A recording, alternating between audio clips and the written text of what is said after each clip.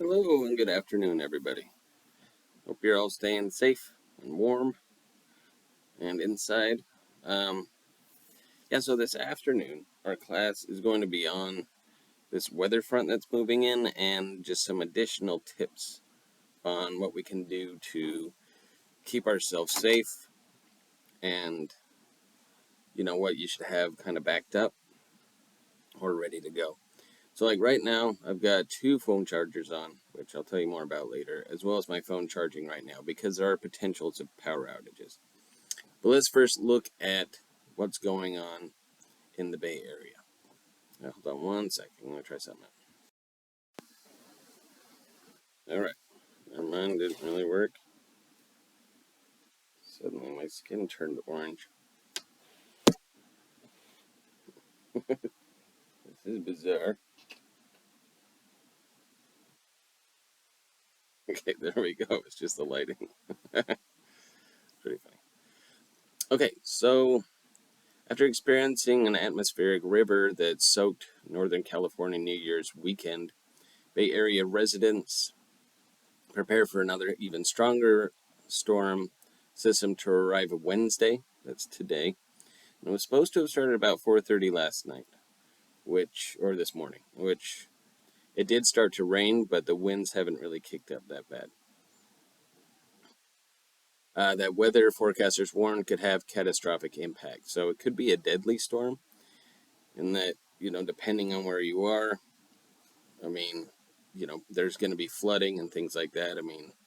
But anyway, we'll get into that kind of later. A new weather system was predicted by afternoon or evening, but the National Weather Service said the rain would be modest until the arrival late Tuesday of another strong atmospheric river, delivering a long plume of Pacific Ocean moisture.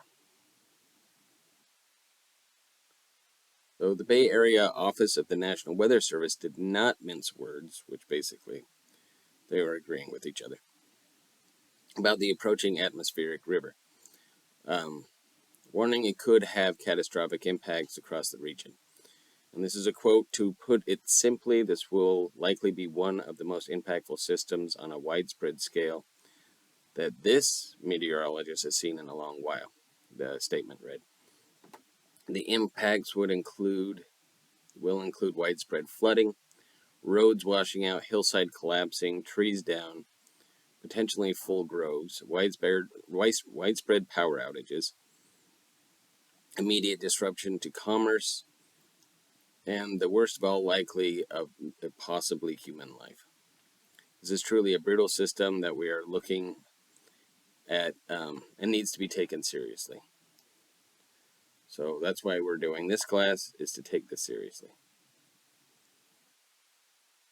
So storm prep, where to get sandbags in the Bay Area. Storms are also expected to drench the area through Friday, with the strongest rain arriving Wednesday morning and continuing until midnight, according to KPIX meteorologist Brian Hackney.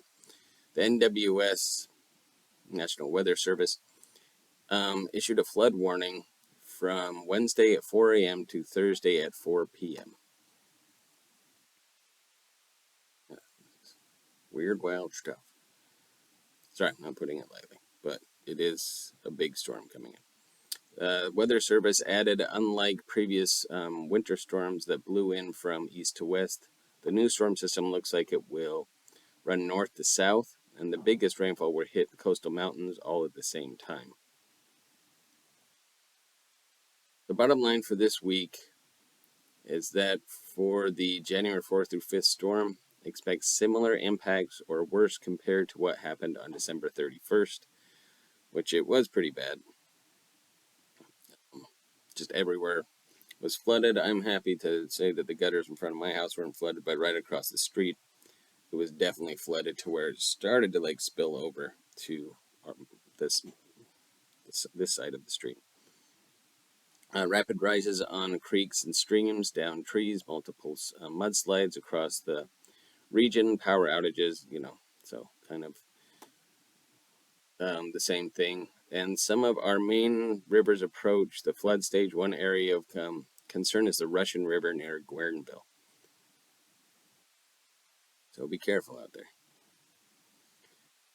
The National Weather Service suggested that residents that live in areas with one road should have extra supplies on hand in case the road floods or is blocked by multitudes of and or downed trees. Emergency crews will likely um, be busy with widespread storm impacts, so power outages and closed roads may not be resolved right away.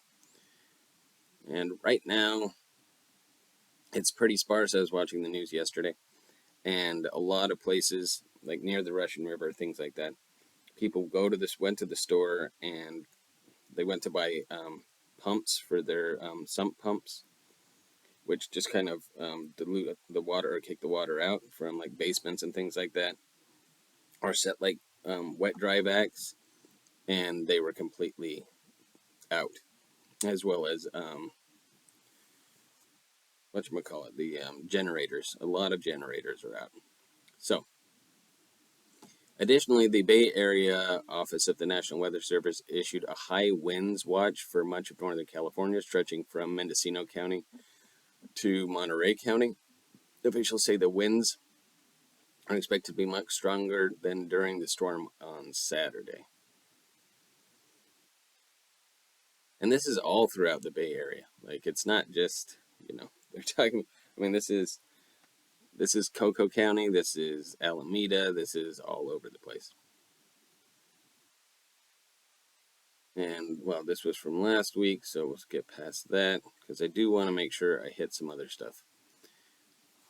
And then let's see, so rainfall in downtown San Francisco hit 5.46 inches on New Year's Eve, making the second wettest day on record, behind a November 1994 deluge, the National Weather Service said. So this could beat that record. It said right now it's not really raining, but it will start again. And winds were picking up a bit, but they seem to have died down now, but could be the calm before the bigger storm. Even with the respite from drenching rains and heavy snowfall, flood warnings and watches remain in effect in the Sacramento County area, so it's all over, where widespread flooding and levee breaches in the agricultural region inundated roads and highways. Emergency crews rescued motorists on New Year's Eve. Into Sunday morning, crews on Sunday found one person dead inside a submerged vehicle near Highway 99. And the deputy fire chief for operations, oh, that's what they told Sacramento Bee. So, that's why we got to be careful out there. And one of the tips that they said, I mean, not that anybody's really going to be driving, but if you are going to be driving, if you encounter any place that looks like you're not sure if you should drive through it, try to get around that. Go turn around and go the other way.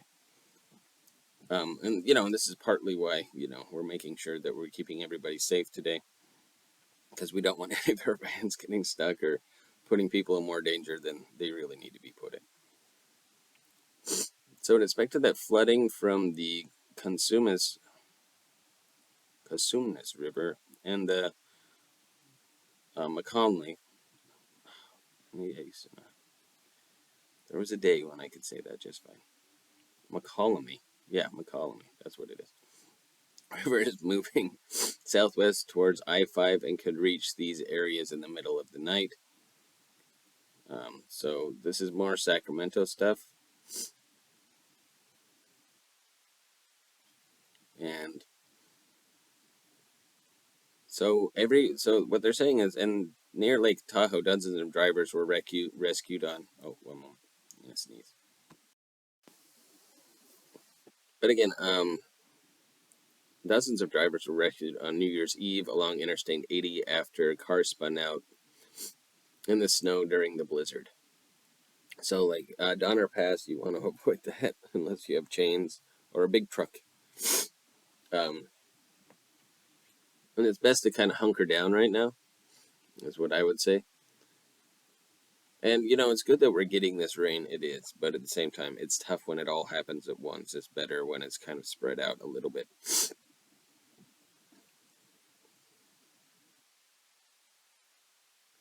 And, right now, it is what it is. And we have to be careful of just kind of watching out for our neighbors, people who might need things like that. If you live at a place where flash flooding could happen, you need to be ready for that. Like if you live downhill of anything. But what they say is you'll really notice whether or not you're in trouble from the last storm. So I have a few tips of things to do during this storm. So let me bring that up real fast. Uno momento. All right. So this is how to build a disaster. Computer's doing it again. Stop with the weird lighting. So this is a. Uh-oh, I'm gonna sneeze again. I think. Hold on. I really don't know what I could be allergic to, but. So this is disaster preparedness. Build an emergency supply kit. So it's not bad to do this now, depending on what you have on hand. So back in 2018, the U.S. experienced 14 weather-related disasters where damage exceeded over $1 billion. That's a lot of money. These disasters stretched across the country and included 2 cyclones, 8 severe storms, 2 winter storms, drought, and of course wildfires. And when a disaster strikes, it's too late to think about what you should have packed to weather the storm and before disaster strikes. It can be daunting to know what to include. All-inclusive kits are expensive and don't necessarily include items specific to you and your family since everyone is at a risk. We should have a plan.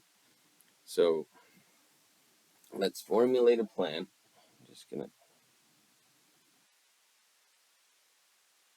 Let's formulate a plan here for stuff that you have that you might just be able to put together now, even though we should have it prepared. I have disaster kits, things like that in my garage. I don't know how much I want to use them, but this guide walks you through the basic items so you can at least build a kit yourself, mostly with items you'll find around your home. At the end, there are further resources to dive into your planning efforts. So, water. 1 gallon per person per day for 3 days. Keep it in airtight plastic containers that are easy to access. So if you do have, we have water right now, so make sure that we're taking advantage of that. Food, you want a 3-day supplies of non-perishable foods. Now, non-perishable. What is that? Well, fruit is perishable. Anything in your fridge pretty much is perishable. So if the power goes out, all that food, if it doesn't come back on for a long time, you're going to have to dump out of your fridge. Or start eating it quickly. Not too quickly. You don't want to choke yourself. But Camping Cooks has a great emergency guide for eating and cooking tips when the power goes out. And don't forget food for your pets. Got my Omni shirt, my favorite present I got this year. But unfortunately, she's not with us. But she would have hated weather like this because she hates going out in this. So that's it. Number 1, water. Number 2, food. Number 3, anybody guess? First aid. Make sure you have a first aid kit. In an emergency, you or a family member could get injured. An adequate first aid kit can be a minor injury from turning a minor injury, or to keep a minor injury from turning into a major injury. So you may want to take a basic first aid class through the Red Cross. But here are some things that you should have in your basic first aid kit. And you can pause the video at any time if you just want to put them together. 1, sterile gloves. If you want, pause. 2, sterile dressings so that you can wipe it. Now, bloodborne pathogens, that's why we want gloves. We don't want to get any blood on our hands, anything like that, even from family members. 3, soap and antibiotic toiletries. Remember, you can pause this at any time through. 4, antibiotic ointment, which will help heal the wound faster. 5, adhesive bandages in a variety of sizes, so if somebody sprains an ankle, something like that. 6, eye wash solution. I have solution station. I have that. But just something to clean out somebody's eye if they get some debris in their eye. 7, a thermometer. 8, prescription medications you take every day. Make sure we have those on hand and ready to go if you need to go. Number 9, prescribed medical supplies such as glucose and blood pressure monitoring equipment and supplies. Let's see, 10, first aid book, and 10, non-prescription drugs, aspirin, ibuprofen, antacids, laxatives, whatever you need. So there's that. Next up is sanitation. Adequate sanitation is a significant environmental concern after a disaster. When sewer pipes are damaged or the sanitation system goes offline, entire communities, including people and habitats, are at risk. Be prepared to take care of your own waste for the same period that you prepared food and water. So you want toilet paper, soap, feminine supplies for people who need feminine supplies in the house. Plastic garbage bags and ties, so hopefully you have some. Plastic bucket with a tight lid, chlorine bleach, and supplies, of course, for pet waste to help all of you pet owners out there have plenty of dog bags. Okay, tools and supplies. So here's another list that, it'd be good to go over. What you need can vary greatly based on where you live, the type of disaster you expect, and your family unit. Talk with your family about items they wouldn't want to go without in an emergency. Here are some basic items that most people will need in a disaster. There's a good chance you might need a wrench to turn off gas and water lines, 2 cups, plates, and utensils. Raid your camping gear to save money. Just don't forget to replace them after each trip. Light source. So solar is best for you. Don't worry if you don't have about battery powers. I have a little generator where I can plug 2 things in and a phone. So, and I charged it last night to where it's 100%. And then there's also a jumping kit for my car, so I have that ready to go. Radio, get at least 1 USB and check out. Solar charger and battery bank, or buy a battery powered radio or extra batteries. Extra batteries are very important. That's what a lot of people are raiding stores for, were extra batteries. Now for the solar chargers and things like that, I have one that's just a power bank, and then I've got another solar charger that I charged last night and continues to charge right now. I need to take them off. But I have one that's solar, so if there is a disaster, I need to get out somewhere, I'll still be able to use my phone once there's sunlight and it can actually charge the solar portion. Manual can opener or a utility knife. Those are really important to have. Swiss Army knife, a Leatherman, anything like that.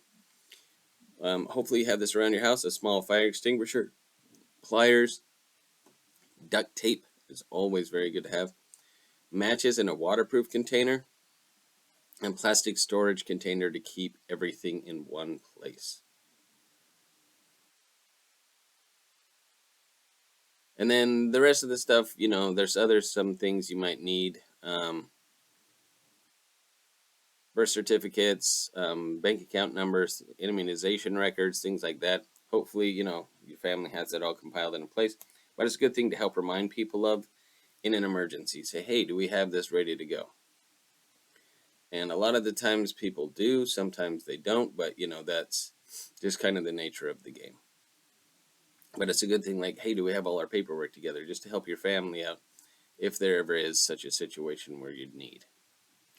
So this has been the class for this afternoon. Please feel free to give me a call if you feel that you need help with anything. But really what you want to do is don't call 911, call 311 if it's a power issue. If it's a medical issue, then you definitely want to call 911. But like I said, if it's a power issue, something like that, call 311. They'll know your zip code, and they'll be able to tell you when the power is expected to go back on. But start charging your stuff now so that if you do lose power, you'll have something to go on later. You'll have your phone at least, or your laptop or something like that, or an iPad, to just kind of check in and check out what the weather forecast is like. Like I said, right now, it's not that bad. but it could get worse. So, be safe, everyone, and I will talk to you all later today. Well, not later today, sorry. Well, maybe. It all depends on what the instructions are from the office. But anyway, ciao for now, all.